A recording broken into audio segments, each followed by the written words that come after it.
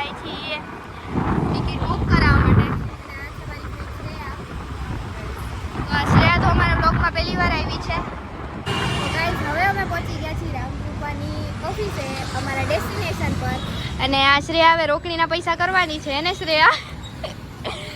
તો ચાલો આપણે અંદર જઈએ.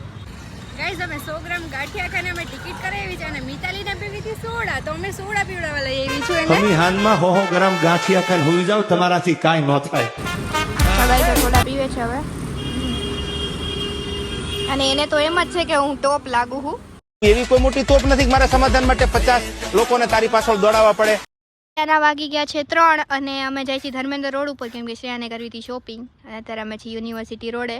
તો ગાઈઝ હવે અમે જઈએ છીએ ધર્મેન્દ્ર રોડ ઉપર અને આ શ્રેયા જો ચૂંદડી બાંધે કેમ કે એને ટેનિંગ ન થઈ જાય કેમ કે એને હમણાં જ ફેશિયલ કરાવ્યું હતું એટલે જોઈ લો ગાઈઝ. માતાજી સુખી રાખે યાર, આ ઘા સહન નથી થતા હવે. હેલો ગાઈઝ, તો હવે અમે આવી ગયા છીએ કેશવામાં નાસ્તો પાણી કરવા માટે અને આ છે શ્રેયા જેને આજે ઘણી બધી શોપિંગ કરેલી છે.